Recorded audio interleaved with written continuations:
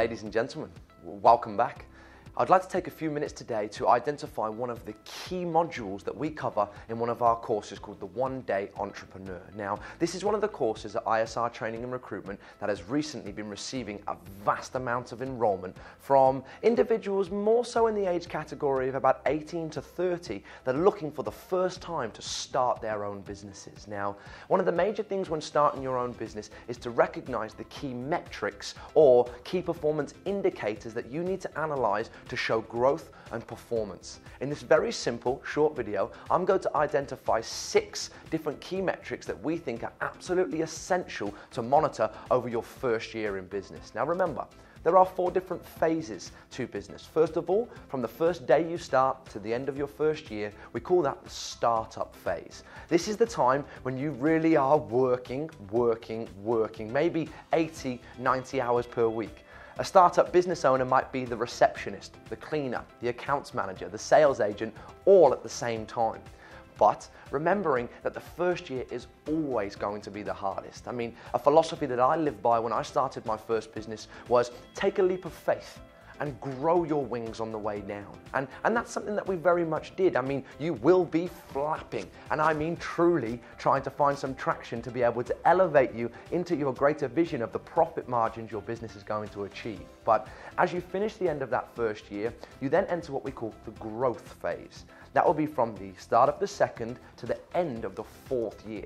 Now, this 3-year period is the essential difference between your business becoming a national and international product or service provider, or you being another unfortunate unsuccess story. Now, following out of that, you approach the end of the 4th year, we come into what we call our consolidation phase. Between the start of the 5th to the end of the 7th year, it's really about consolidating the growth that you've achieved over the previous 3 years. Once you finish the end of your 7th year, you enter what we call the exit phase. Now, it's time to start working on instead of in your business. Or alternatively, what you can do is begin to scale your business and prepare it for sale.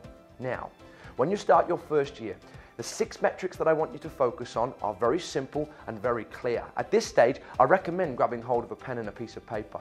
If, like most, you've already got one in front of you, then let's continue. If you don't, I recommend pausing this video, quickly grab hold of one. It will be something that you won't want to forget. Now, the first key metric is focusing on the number of leads that your business generates. Now, that could be leads based on the amount of people that actually access your website. It could be leads based on the amount of email engagement that you have from customers, or it could be leads based on the amount of foot traffic that actually enters your shop or your physical location in whatever place you have your real estate situated. Now, the second element would be to focus on the actual amount of conversion that you have, or the rate of conversion. How many of those leads do you turn into customers? Third metric, focusing on the amount of times that that one customer engages in a transaction with you on a yearly basis. Fourth metric, focusing on the amount of the average dollar sale that the customer actually invests each time they engage in your product or services. Fifth, your margin. How much profit are you making from each sale? And then lastly, your gross profit. Now, in those 6 key metrics, if we focus firstly on the 5, number of leads, conversion, average amount of purchases per customer per annum, average dollar per sale, and the margin, if we can increase those key metrics by 10% each in our 2nd year, we will increase our gross profit by 61%.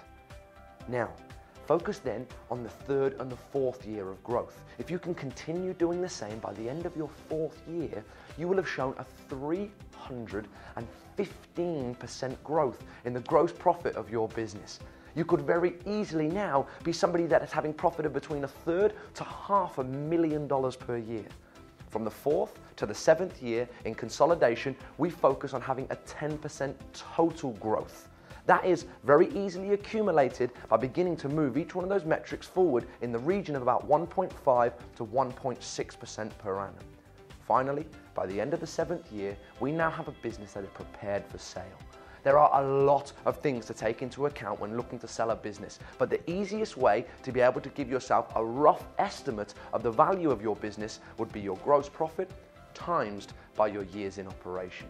If anybody needs any further assistance with actually putting these figures down on paper and representing your exact business, feel free to send us an email at admin@isrtraining.com.au. We will send you over our spreadsheets that will allow you to be able to directly see the results of this practice. I appreciate your time again today. I hope you enjoyed the information and I look forward to seeing you again over the coming days. Thanks for your time.